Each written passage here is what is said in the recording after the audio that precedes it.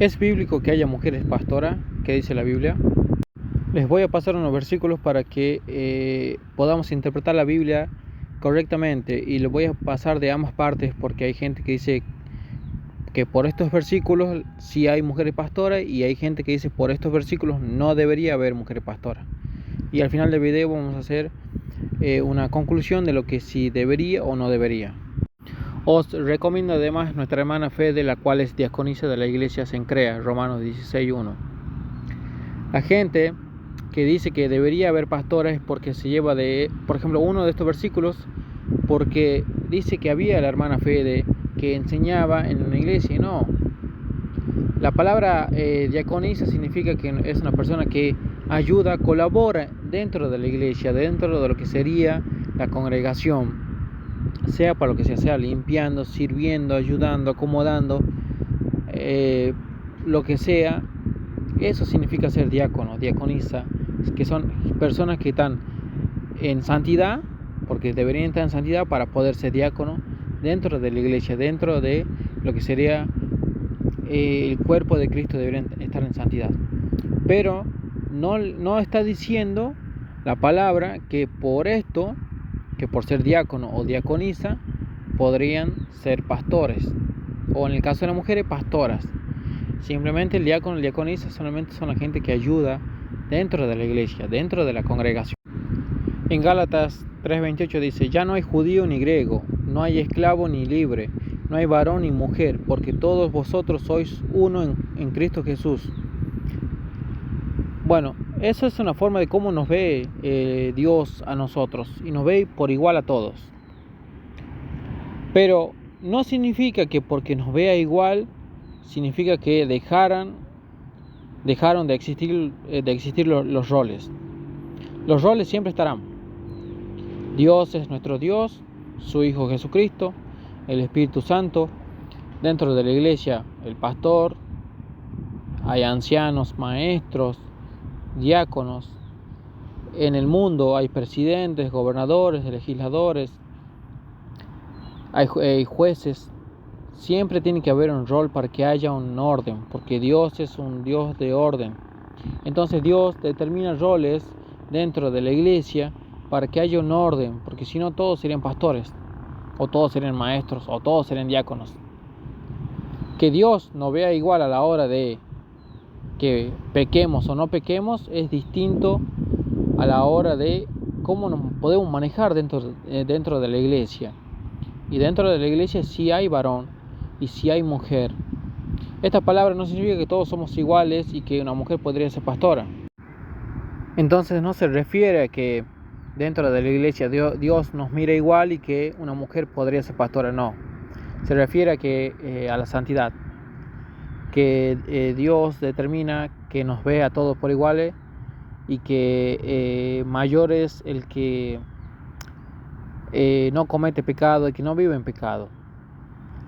Y puede ser una mujer más que un hombre porque puede andar en santidad, puede andar en obediencia a Dios. Pero un hombre que ande en pecado, en rebeldía, para Dios será una persona que es injusta, y que si no se arrepiente y no se vuelve atrás de sus malos caminos, ellos mismos se condenarán solos. Pero eso significa que Dios lo mira por igual, pero no a la hora de cómo se debería manejar una iglesia.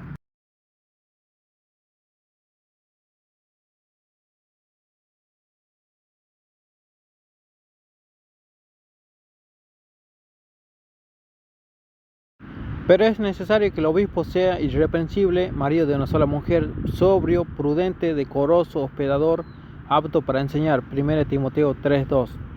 Este versículo habla para la gente que quiere ser pastor o obispo, y viene hablando y enseñando de cómo debería ser un pastor. Y acá hay un punto importante cual debemos tener en cuenta, y es fundamental. Dice la palabra: pero es necesario que el obispo sea irreprensible, marido de una sola mujer. Marido de una sola mujer. Obviamente está hablando de un hombre, de un hombre masculino que es esposo de una mujer. Una mujer no puede ser marido de una mujer. Entonces, está hablando de un hombre. Y no está hablando de la mujer, y está hablando de los requisitos para ser obispo, para ser pastor, para ser anciano, para ser maestro. No está diciendo, si no hubiera dicho una persona, pero justamente está hablando de un marido, de una mujer. Vuestras mujeres callen en las congregaciones porque no les es permitido hablar, sino que estén sujetas como también la ley lo dice. Y si quieren aprender algo, pregunten en casa a sus maridos, porque es indecoroso que una mujer hable en la congregación. 1 Corintios 11, 34, 35. ¿Qué enseña la palabra? Que la mujer debe estar sujeta a su marido, no debe estar interrumpiendo la palabra, y no le es permitido hablar en la congregación, no solamente como espectadora o como hermana que está recibiendo la palabra, sino como podría ser una pastora, que no tendría que por qué estar hablando delante de los hombres, porque no se le permite enseñar a los hombres, porque es indecoroso, le dice la palabra, que una mujer hable en la congregación. Y si quieren aprender algo, pregunten a sus maridos en su casa, porque es indecoroso. ¿Qué pasa? En los tiempos de antes, la gente dice, en los tiempos de antes eran distintos, ahora los tiempos han cambiado. No.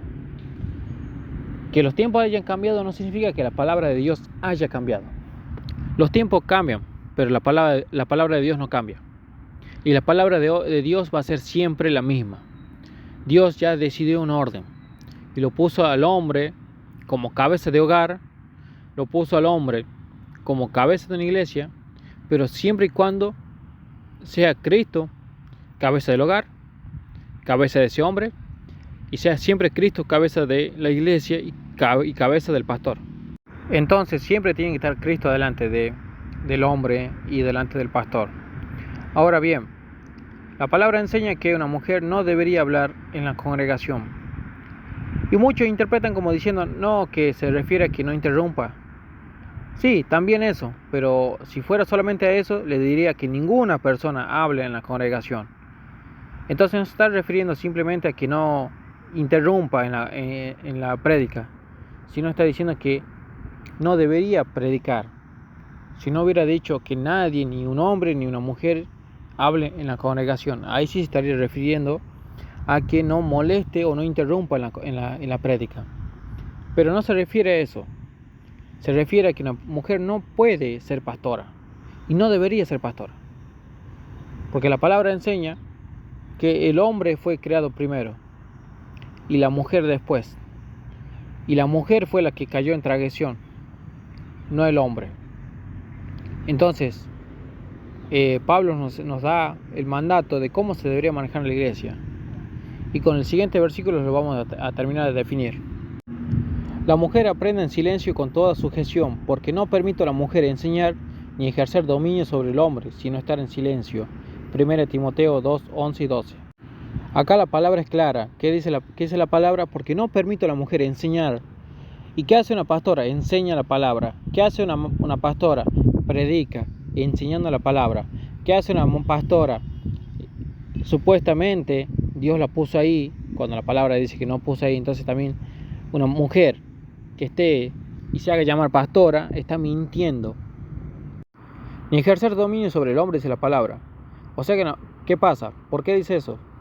Una pastora, cuando se hace llamar pastora, está teniendo un dominio sobre el hombre.